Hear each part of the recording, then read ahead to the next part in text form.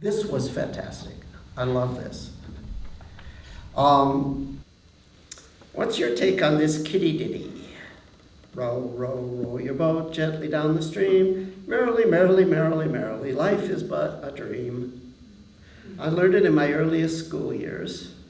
Now I can't get it out of my mind. Do you suppose that my elementary teachers might have been latent Buddhists? So what that is that's the wisdom function within you. Seeing in popular literature the deeper Dharma meaning. That's really good.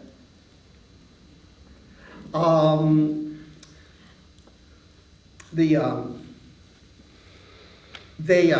once did, I suppose it's actually been done a lot of times, but I know of one study that was done by a colleague of mine at Harvard Medical School many years ago, where they gave Rorschach tests to a bunch of mindfulness meditators. You know about this study, Dan Brown. Not the Dan Brown that wrote the Da Vinci Code, the Buddhist Dan. It's a different person. So what they did is, it's like, okay, let's do psychometrics on monks. Southeast, I guess it was Southeast Asian monks. I don't remember the cohort specifically, but and they were graded by years of experience. And there were a couple of them that were reputedly enlightened, okay, that were real senior adepts. And what they found was that the senior adepts did something with the Rorschach that had never been recorded in the entire history of Rorschach. And lots of people have taken these. It's the ink blot test, right? You know what it is. You've probably taken it. Certainly seen it on TV. So what they found among the reputed arhats was that had never been recorded previously is not only did every ink blot appear to contain some Dharma principle, but the sequence of ink blots, no matter how they presented the sequence, became a coherent sequence of Dharma talks, each one leading into the other. So they concluded that something really major had shifted the way that these people see the world.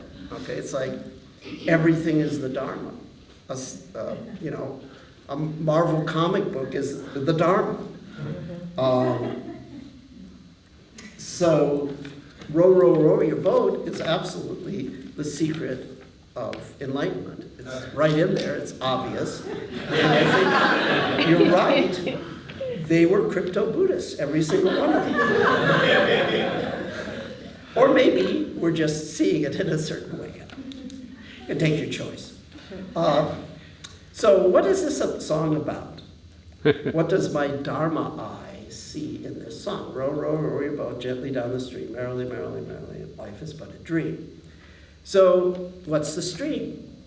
Well, that's sort of interesting. The Buddha said that what we're doing is patisota gamini maggo, that we are on the path that is against the stream. That's where the name of the group comes from, against the stream. Okay? But patisota, pati is against, sota is a stream. So what does it mean? It means what we do is against the stream of human culture. Human culture tends to encourage people to put all of their time and energy into surface or conditional happiness, and never talks about the skill set associated with total happiness, which would include, of course, the deeper or unconditional happiness. So even 2,500 years ago, even in the society of India 2,500 years ago, as far as the Buddha was concerned, the society was pushing people in the other direction. So in that sense, we're going against the stream of human culture, because the human culture, you know, if you learn how to control, if you learn the skill of controlling some strings on a musical instrument called a guitar, or you learn the skill of controlling an elastic inflated sphere called a basketball, millions and millions of dollars, and adulation and celebrity and, you know, celebrity sex, it all becomes available to you as the result of cultivating those skills. So I'll take it in a second. So but you know, there's sports awards, there's Academy Awards, but you know, did you see anybody get the award for the greatest manifestation of equanimity this year, or the longest strong determination sit? There's a subcategory, the longest strong determination sit by a non-Asian. You didn't see those rewards, so in a sense we're against the stream, yes. Did you say that culture teaches us to go down the stream? No, well, I'm actually making a contrast, okay? I'm saying that culture teaches us to go struggle up the stream. well, we can make different metaphors. Okay. I'm going to make one just for the fun of it. So the Buddha said we go against the stream, but this song says go with the stream, right? Merrily, merrily, merrily, row your boat gently down the stream. So if we want to make this a Dharma song, then we have to find another stream. The stream of human culture, according to the Buddha, we have to go against that stream. But is there a stream that we go with, that we go down when we're on this path? And I would say that is the stream of nature. That enlightenment is just waiting to happen. It's implied, actually, in the Buddha's formulation. The Buddha said the Eightfold Path is an intervention that removes a necessary condition for non-perfection, implying that the perfection is just waiting to happen. All you got to do is knock out what's getting in the way.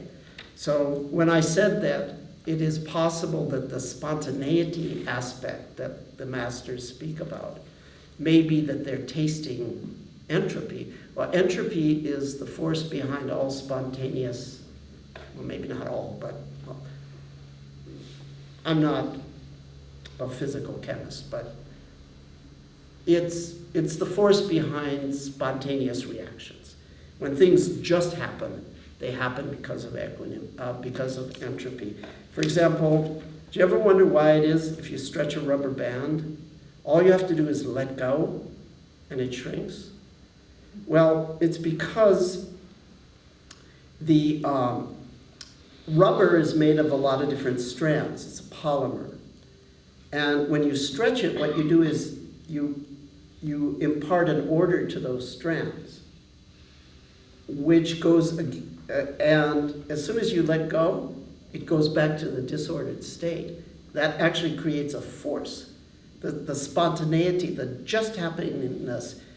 When you let go of the rubber band, there is a just happeningness to its shrinking.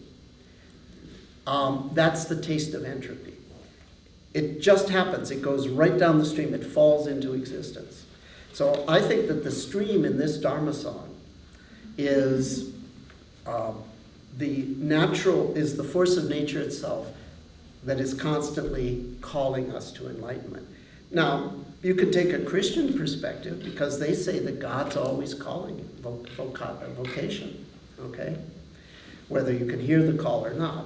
So I think let's take that to be the stream, and of course, merrily, merrily means that's the happy that I claimed is the one word that describes everything.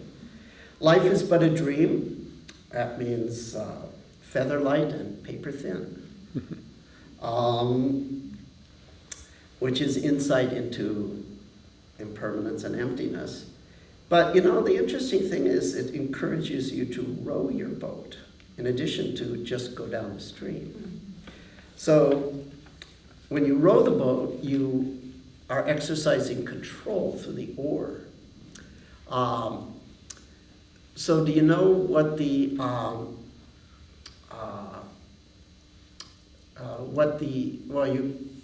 why should you know? What a stupid question. What's the Greek word for someone who rows or who steers the boat? The Greek word, well, you will recognize it because it's in English, but the person that controls the boat is called the Kubernetes. That's what's given us the word cybernetics. Also has given us the word governor. Like in the Watt governor, controllers are called governors. Like a thermostat, okay? It's a controller, it's a governor, engineering-wise. So when the encouragement to row your boat, I would take to mean, yes, and also in addition to flowing down the stream of enlightenment, exercise control with regards to how you carry yourself in the world. So the entire Dharma, you're absolutely correct. And like I say, I am sure that this was intentional on the part of the school teachers in the 1950s. Mostly were Buddhists.